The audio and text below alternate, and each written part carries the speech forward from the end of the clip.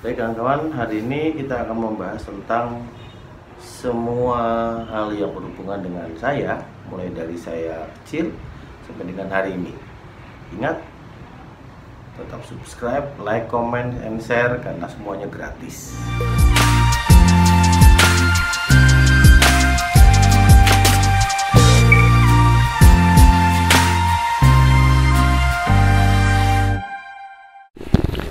Assalamualaikum warahmatullahi wabarakatuh, teman-teman. Lanjut ya ceritanya ya. Sekarang kemarin udah cerita soal saya waktu masih di SD kelas, mulai dari kelas 3 di Sorong sampai kelas 6 sampai lulus. Nah, di luar sekolah itu aktivitas saya itu adalah dua. Selain bermain di lingkungan komplek, yang kedua, ngaji. Saya juga dulu sempat ngaji. Dan yang ketiga, saya punya aktivitas pramuka. Pramuka ini menarik, kenapa? Waktu itu saya masih SD. Saya diajak oleh pembina pramuka itu untuk ngajar. Kalau nggak salah kelas 5 saya diajak. Kelas 5 dan kelas 6.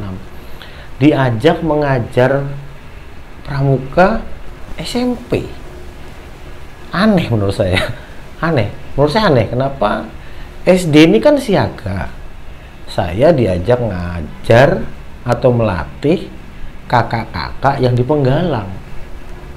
Heran. Tapi ya waktu itu saya sempat juga ngobrol ya sama pembina saya. Pembina saya itu saya lupa namanya.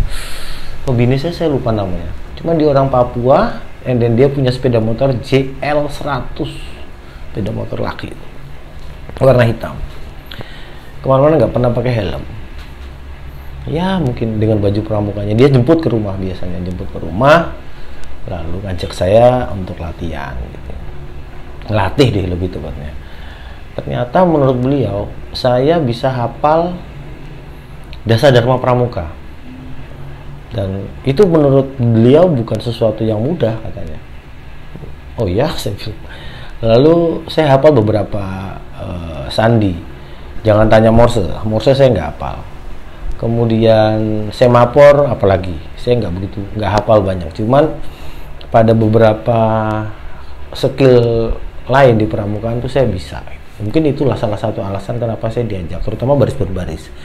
Kalau Anda dengar suara saya waktu itu mungkin lebih kencang dari suara ini kali ya, suara sepeda motor knalpot yang sudah dibolongin itu, dibedel keras sekali katanya. Jadi sangat lantang untuk anak usia segitu SD.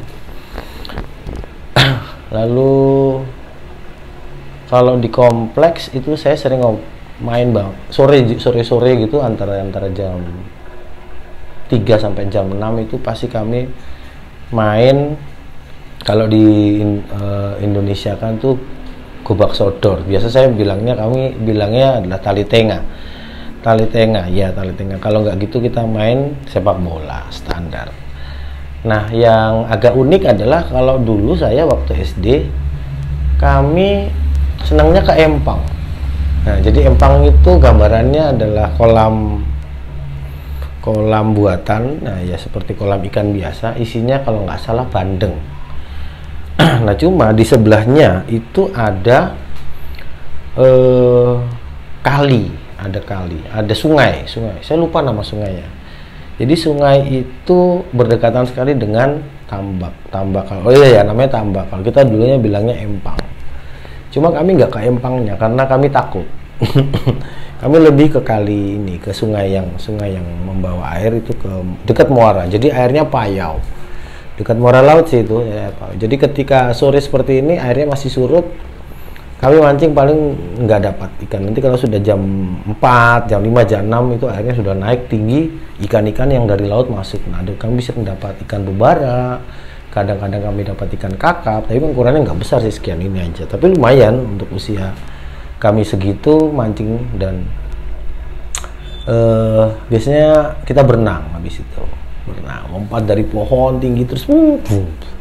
Padahal di sungai itu ada buaya muara. Astagfirullahaladzim. Itulah kenapa saya baru tahu dengan adik saya saya dan adik saya kalau pulang dari empang itu pasti kami dipukul oleh ibu, oleh bapak, pakai rotan. Sampai pernah adik saya Rendra itu pulang dari empang bareng-bareng sih, selalu kami bareng-bareng, dan hal itu kami lakukan ketika saatnya orang tidur siang. Jadi kalau orang lain tidur siang, kami malah pergi ke empang sama teman-teman berenang di sana setiap hari. Jadi pernah satu sore kami pulang, mungkin saking jengkelnya ya ayah saya itu, adik saya itu diikat di bawah pohon ketapang kalau nggak salah. Jadi di depan rumah saya itu ada pohon ketapang besar. Bentuknya lucu, jadi bentuknya seperti ini gitu, gini terus ini ada naik lagi gitu, ya kayak bersih. Adik saya diikat di bawah, diikat seperti tawanan gitu, diikat gitu. Lalu bapak saya tuh udah nyiapin beberapa potong rotan, bukan, maksudnya ranting pohon beluntas sebesar ini, ada 5 kalau nggak salah. Saya nggak diikat, saya disuruh lihat. Anda bisa bayangkan, saya disuruh ngelihat adik saya dipukulin. Waduh, itu hati saya tuh kayak apa? Kamu nggak boleh kemana-mana, kamu berdiri di situ. Waduh, diam saya lihat. Ya karena memang sebelumnya sudah sering marah bapak saya, ibu saya. Dibilang kamu jangan ke sana, ada buaya. Kamu nggak pulang, kamu nanti bisa mati, kamu dimakan buaya. Tapi karena kita belum pernah lihat ya, biasa aja kami selalu sana karena memang menyenangkan gitu di tempat itu. Berenang, saya belajar berenang juga di sana gitu, di kolam di empang itu, di sungai itu gitu. Dalam, mungkin kalau saya waktu itu pernah nyoba ya mungkin sekitar 4 meter 3 meteran lah dalamnya. Bayangkan. Pulang ya, tadi saya kembali ke cerita tadi ya, itu dipukulin kawan-kawan. Babak belur, merah sampai biru dipukulin adik saya itu, nangis. Ibu saya nggak bisa nggak bisa ngeberhentiin karena mungkin bapak saya sudah ngomong jangan dipotong, biar kami kapok mungkin maksudnya.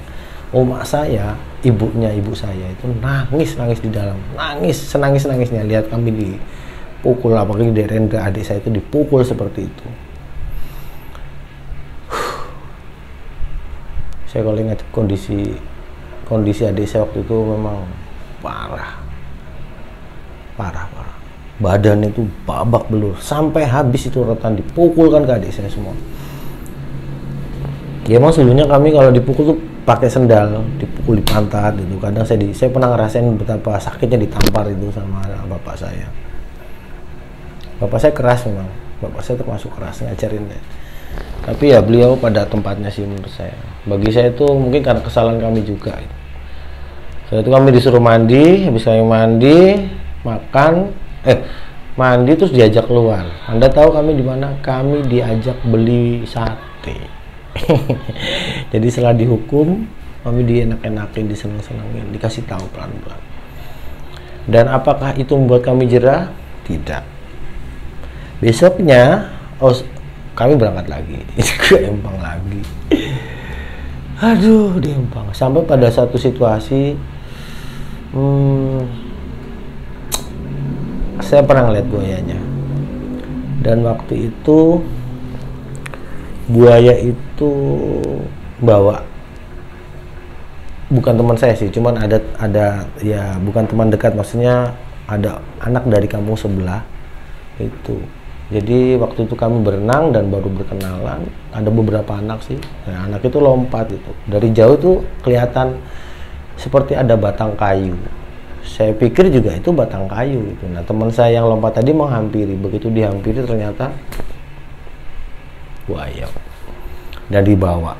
Dia meronta-ronta, kami cuma bisa ngelihat, nggak bisa apa-apa. Dibawa sampai jauh gitu, tahu-tahu blek, masuk dalam air. Itu trauma buat saya, dan sejak saat itu saya jarang bahkan untuk ke Empang, bahkan bisa dibilang hampir tidak pernah lagi. Adik saya juga gitu, Derenda, kemudian dia juga jarang. Ngeri. Kami lihat orang dibawa buaya live, bro, live. Traumatik. Terus itu kehidupan saya di komplek perumahan bersama teman-teman saya. Dan kalau yang lain kami sering cari nanas. Jadi dulu di depan perumahan saya itu hutan, bisa dibilang hutan lah, rapat sekali. Nanas itu tumbuh liar di sana. Jadi kami sering cari nanas keliling itu. Jangan tanya ini bibir kami pojok ini pasti rusak gara-gara nanas itu. Nanas muda. Terus ada juga mangga. Nah, perkara mangga ini, dulu di kompleks saya itu ada satu keluarga, dia tidak bekerja di usaha mina, keluarga orang Batak ini, keluarga Batak. Mereka punya kios jualan kelontongan gitulah, jualan kelontongan.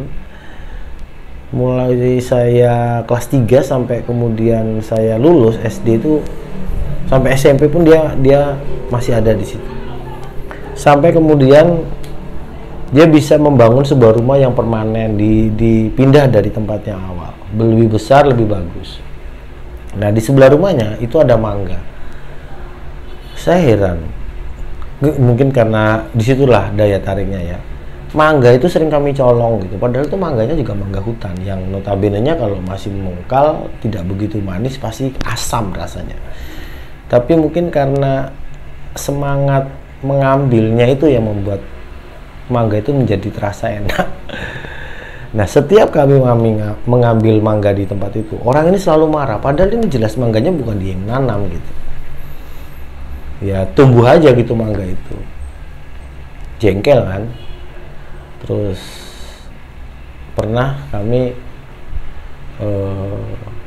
berencana untuk mengganggu orang ini biar nggak betah pergi. Bayangin anak SD, bayangin, untuk berpikir bagaimana caranya bikin orang tidak betah. Apa yang kami lakukan? Saya dengan adik saya setiap berangkat ngaji itu kami ngelempari atap rumahnya dengan batu. Jadi pernah itu malam jam 7 kami kalau berangkat, kami nggak ngaji, tapi ngelemparin rumah orang itu dan tidak berangkat. Istilahnya bolos ngaji. Kami selalu bolos. Nggak selalu sih. Mungkin kalau 1 minggu kami 6 kali. Mungkin 3 hari atau 4 hari itu 2 hari sampai 3 hari kami bolos, baru yang sisanya kami masuk ngaji. Nah, waktu itu saya bolos. Sering kami lakukan itu dan tidak pernah ketahuan. Kenapa? Karena kami sembunyi di ada selokan gitu. Selokannya kering baru. Jadi misalnya di depan jarak kurang lebih 50-an meter ke depan gitu ada rumahnya dia dan kami bersembunyi di sebelah sini. Ini ada selokan gitu, selokan besar seukuran badan kami. Saya dengan adik saya itu setiap hari itu lempar blank sampai pada satu ketika ketahuan. Jadi waktu kami lempar blank itu ketahuan dan salah satu dari anggota keluarga Batak ini ada seorang polisi. Wah, ya ini dia lari, woi, sambil teriak, woi. Kami diam aja di selokan. Mungkin pikirnya nggak ketahuan ya. Terus tahu-tahu senter itu jalan. Wah, ini begitu senter itu jalan, panik dong. Saya sama adik saya langsung lari. Lah begitu saya naik berdiri, leher saya ini dipegang baju ledak. Wah, ketangkap. Adik saya suruh lari deh. Waduh, itu saya ditampar, ditanya, kamu ini siapa? Kamu anaknya siapa? Diam aja, nggak ngaku. Akhirnya lepas. Kami dikasih tahu supaya jangan melakukan hal itu dan saya dan memang setelah itu saya tidak berani lagi sama adik saya untuk melemparin si Batak tadi. Tapi memang barangkali itu kejadian yang sangat membekas di pikiran saya karena untuk pertama kalinya saya ditampar sama polisi itu kelas 5 kalau nggak kelas 4 SD itu. Waktunya ngaji lagi. Dan guru ngaji saya itu adalah seorang PNS, dia tinggal di perumahan Pemda, perumahan pemerintah daerah. Jadi perumahan kami itu berdekatan dengan perumahan Pemda Sorong. Jadi untuk menuju ke rumah guru ngaji saya namanya Om Im, saya manggilnya Om Im. Kalau nggak salah namanya Pak Rohim kalau nggak salah. Jadi kan biasanya panggilnya Om Im. Jadi kami kalau ngaji itu dulu sore, biasanya sore, kalau mulai jam 4 nanti jam 6 pulang. Nah, kalau misalnya malam, misalnya jam 6 nanti jam 9, jam 8 pulang. Tergantung beliau. Kenapa tergantung beliau? Karena beliau ngasihnya belajar ngaji itu gratis. Coba. Al-Quran kami nggak perlu beli. Terus tempat tatakannya Al-Quran itu juga nggak perlu beli. Jadi semuanya itu dia sediakan. Nggak tahu apa mungkin dari kantornya kali ya. Jadi karena beliau bekerja di departemen agama. Jadi saya nggak pernah beli Al-Quran waktu saya ngaji itu, dan Al-Qurannya baru-baru terus. Jadi kalau misalnya Al-Quran kami itu ada yang rusak, itu langsung dia bilang tinggal aja, nanti dia ganti. Orangnya itu galak yang minta ampun. Kalau dia mau tampar kita, dia tampar betul. Dan ibu saya nggak bisa berbuat apa-apa karena diajarin ngaji itu gratis. Yang kedua, dia nggak mau terima sogokan. Pernah ibu saya berusaha untuk memberikan uang di amplop gitu sebagai ucapan terima kasih, dikembalikan kawan.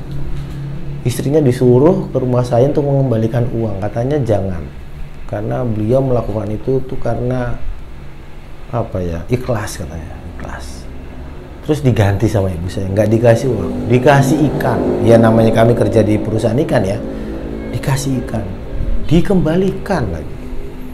Coba, nggak tahu kenapa itu Om Im itu orangnya lurus benar, baik sekali. Saya mudah-mudahan beliau masih hidup ya, umur panjang mudah-mudahan. Waktu itu sih anaknya masih kecil-kecil, namanya Aris dan Adit ya. Istrinya orang Jawa, beliau orang Ternate. Punya pohon salak. Nah ini menarik.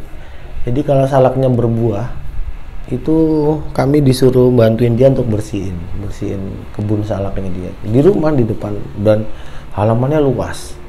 Jadi di halaman dia itu ada salak, ada rambutan, ada mangga, bahkan pisang. Dan orangnya sederhana sih menurut saya. Potongan rambutnya seperti Ahmad Albar juga, besar. Saya nggak tahu memang zaman segitu potongan rambut memang harus seperti itu kali ya. Seru itu Om Im itu. Saya belajar ngaji sampai juz amma itu selesai, sempat Al-Quran besar kayaknya bahasanya, 30 juz itu bilangnya Al-Quran besar. Al-Quran besar itu sempat berapa? 15 juz kalau nggak salah.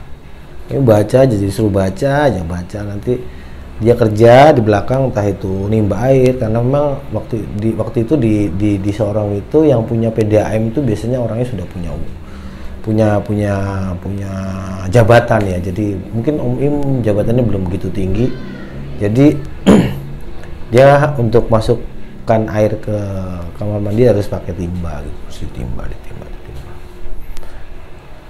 Terus nanti di sela-sela itu baru dia ngajar. Jadi kita dipanggil satu-satu dites. Kamu baca ini ya, baca ini. Itu kalau salah bro, dan kami ribut misalnya, itu tangannya disuruh seperti ini. Nanti dia pukul pakai benggaris itu, pak. Ini guru opo, tapi ya menurut saya itu yang membuat angkatan saya ya, jadi di zaman saya ya, angkatan teman-teman yang seumuran, mungkin teman-teman milenial, generasi milenial sekarang mungkin tidak akan pernah merasakan hal itu. Kami tidak pernah mengadu ke orang tua, dan ketika kami mengadukan itu kepada orang tua, kami yang disalahkan, berarti kami yang salah, bukan orang tua membela kami, tidak. Dan Om Im itu selalu memberikan pemahaman kepada seluruh orang tua yang muridnya dia yang belajar di situ, bahwa anak-anak ini memang sengaja dia keras karena ini masalahnya bukan sekedar masalah sosial, ini masalahnya agama, akidah. Jadi kedisiplinan, kemudian kedisiplinan kedatangan kami gitu ya, kedisiplinan kami membaca Al-Quran gitu ya. Yang namanya anak-anak kan pasti lebih banyak ngobrolnya daripada ngajinya. Nah itu beliau tuh paling nggak suka. Jadi kalau beliau keras itu karena beliau kepengen mendidik kami untuk menjadi pribadi yang lebih baik. Jadi kalau kami keterlaluan itu baru beliau marah. Dan ketika hal itu kami bilang, kami sampaikan ke rumah, bukan kami yang akan dibela, kami yang ditambah marah oleh orang tua. Jadi saya pikir benar juga sih. Dari situ saya belajar soal betapa ketegasan itu memang dibutuhkan untuk menumbuhkan empati, menumbuhkan disiplin, menumbuhkan tanggung jawab terhadap diri sendiri maupun kepada orang lain. Itu saya pikir ada kalanya juga kita keras itu juga penting ternyata. Saya belajar dari Pak guru mengaji saya, namanya Pak Om Im namanya.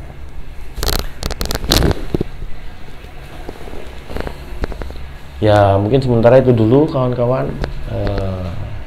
Nanti kita lanjut lagi pada episode selanjutnya. Terima kasih. Assalamualaikum.